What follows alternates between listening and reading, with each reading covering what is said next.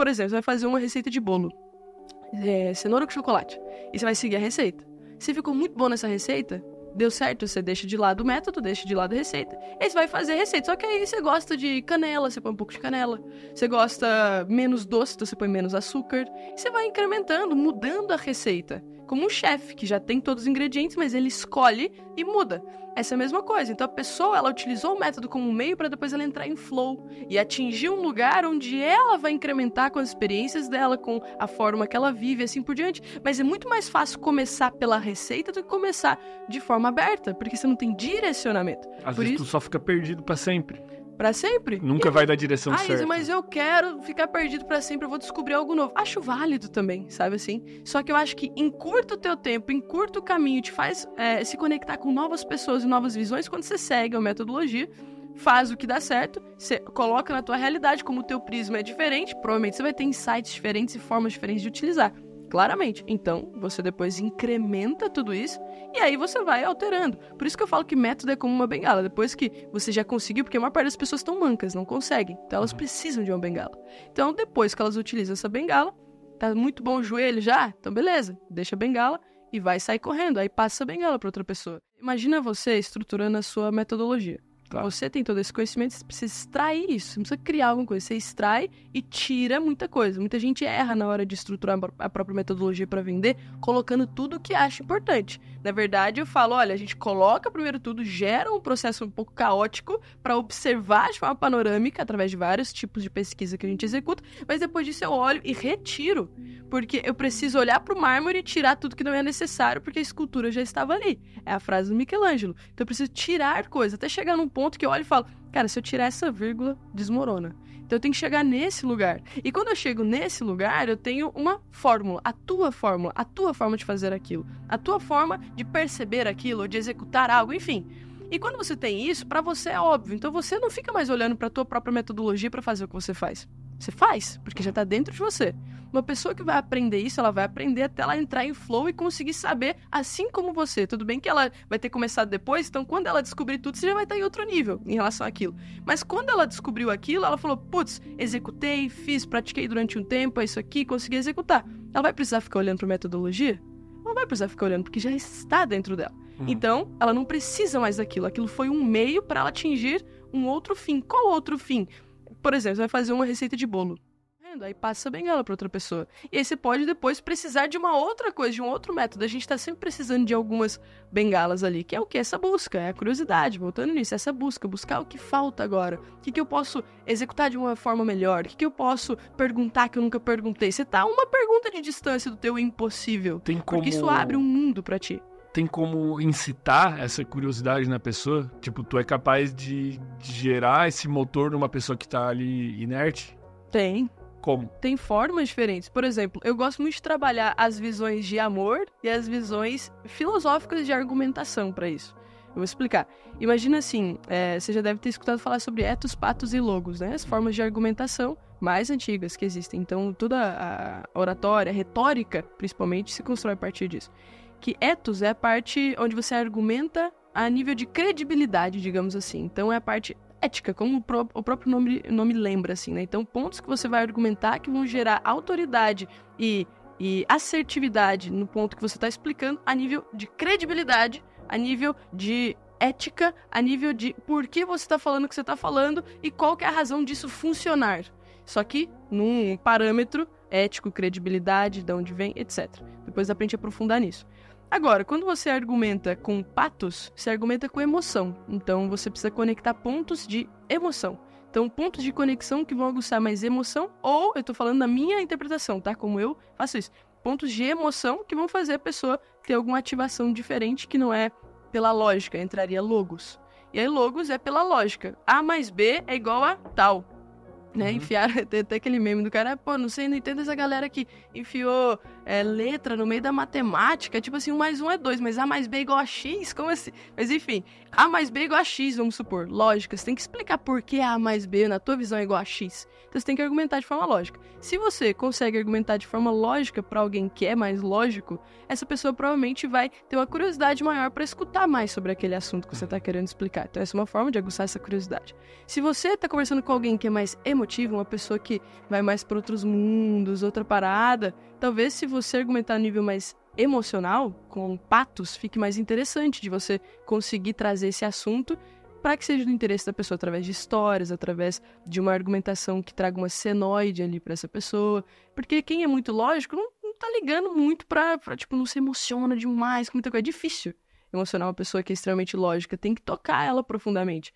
Então vai pro lado que mais faz sentido. Ou quando você tá conversando com alguém que já é num nível de autoridade diferente do teu, que já tá em outro nível, se você argumentar mais, principalmente a nível de ethos, fica mais claro que a pessoa tem maior interesse de te escutar, porque ela se conecta contigo e vê que talvez vocês estão em o mesmo nível ali de conversa. Só que o fato é, você tem que argumentar nos 3 níveis, senão não faz sentido. Tem que ser a comunicação. Tem que ser através da comunicação e do questionamento. Você precisa gerar questionamento. Não é você fazer a pergunta para a pessoa que ela vai ficar curiosa, é você fazer ela ter a pergunta. Igual o Sócrates traz, ensinar não é encher o copo da pessoa, ensinar é acender uma chama no outro. Então precisa acender essa chama em você, porque se você não tem essa chama, não vai adiantar nada fazer alguma coisa. Você não vai querer, a curiosidade é o que ensina, a gente volta na outra premissa. Então, como fazer a pessoa se questionar? Através de argumentação, porque é necessário isso. Você precisa explicar o que você está querendo dizer. Você também pode fazer isso através dos tipos de amor, igual eu falei. Então, eros é desejo. Como é que eu posso argumentar gerando desejo? Eu preciso entender, então, a outra pessoa, o que ela deseja. Aí entra um pouco do Maquiavel aqui, né? O poder, você precisa entender o que a pessoa quer. Se você entende o que a pessoa quer, isso é persuasão, né, no básico do básico, você precisa fazer um caminho que se interesse para ela. Então você precisa mostrar que você tem o que ela está buscando. Como é que você gera isso? Depende. Tem muitas formas de você mostrar isso. De forma indireta, né? Você ser doido e ficar falando, não, eu tenho isso aqui, você precisa saber disso aqui. Cara, dane-se, quem não tá querendo ouvir, não vai ouvir. Mas você precisa ter o teu jeito, porque no final das contas você também sai ganhando com isso. Então se você consegue equilibrar as pontas, massa demais. Agora, eros, gerar desejo no nível mais intrínseco possível. Porque eros é essa pulsão de vida. A gente pode até falar sobre pulsão de vida, pulsão de morte, que se relaciona com isso também, que é o que Freud traz, né? Na minha visão, mas eu não estudo isso, né? Então, no que eu conheço sobre isso e no que já vale pra mim no meu trabalho. Agora, eu posso também aguçar isso através de ágape, uma visão incondicional daquele assunto. Então, o amor, ágape é o amor incondicional, o amor de Deus com a gente, digamos assim, o amor de uma mãe pelo seu filho e tudo mais, é o amor incondicional. O que torna o que você ensina incondicional? Tipo assim, se a pessoa, ela não precisa fazer nada para ela receber o que você tem. Se você consegue criar um ambiente onde ela não precisa fazer nada, mas mesmo assim ela vai sair ganhando, é quase que natural existir um senso de gratidão da parte dela. É tipo assim, o amor, o que eu pelo menos vejo, cara, não faz sentido nenhum eu já nascer tendo os meus pecados perdoados. Jesus, tal, aquela coisa toda. E já nasceu, os pecados são perdoados. Não tem nada que você vai fazer que vai fazer Deus te amar menos. Isso é constrangedor, isso. E por ser constrangedor, eu falo, cara, então eu preciso fazer essa vida valer a pena? Peraí, mesmo que você não acredite nisso. Cara, eu tô existindo. Alguém ou alguma coisa fez eu existir. Não é muito louco eu existir? A probabilidade é ínfima, mas... Zero. Não, é tipo assim, é nada. Sim. Só que eu existo, então de alguma forma, cara, eu preciso fazer alguma coisa. Então, naturalmente, você se coloca na posição de quem quer fazer alguma coisa só porque você sente que tá devendo algo pra alguém. É o gatilho da recíproca, da reciprocidade. Exatamente, assim. exatamente. E tudo roda em torno disso, né? Mas, além disso, tem a parte mais de filia. Filia é um conceito de amor que Aristóteles traz no livro do Ética Nicômaco, se eu não me engano, e ele traz esse conceito mais relacionado a amizade. Então, quando você tem uma amizade, você tem filia, que é desejar que aquele momento seja infinito, estar junto, companheirismo. Ele traz muito esse lado do companheirismo em relação à filia. Então, é criar um vínculo, uma relação que faça com que sempre a presença mútua dos dois lados seja prazerosa, para ambos os lados. E isso faz com que você, quando você vai encontrar aquela pessoa, quando você tá junto com aquela pessoa que você quer que o momento seja infinito, igual quando a gente entra no flow e aquele momento tá infinito de alguma forma. Quando tem esse momento, você fica com uma predisposição de falar, de entregar, de se dispor a ajudar aquela pessoa, da mesma forma a pessoa também. Isso é naturalmente um ponto de curiosidade, um ponto de, poxa, vou fazer alguma coisa diferente, vou fazer algo novo. Então, são várias formas, mas eu elencaria esses seis principais pontos, os tipos de argumentação, que são 3, que eu pelo menos pontuo, e esses tipos de amor. E você pode trabalhar de formas mais específicas e intencionais em relação a isso. Então, você tem que ter a intenção e a intuição disso também, sabe? Então, você precisa ter esse feeling. Você não vai falar qualquer coisa em qualquer momento. Não vai botar um negócio na roda que não faz sentido naquela hora. Mas, ao mesmo tempo, se você sentir, você precisa fazer. Vai que dá certo. Às vezes, uma atitude qual é a relação com a pulsão de vida e pulsão de morte que tu falou? O que eu tava falando é que as pessoas, por exemplo, a gente tá ao redor de curiosidade ainda, né? E a curiosidade, ela vem por diferentes motivos. Cada um tem seus motivos próprios também de ter curiosidade, sabe? E esses motivos próprios estão... Quais que são os teus? Só fazendo um parênteses. Tá. Do quê? Da minha curiosidade?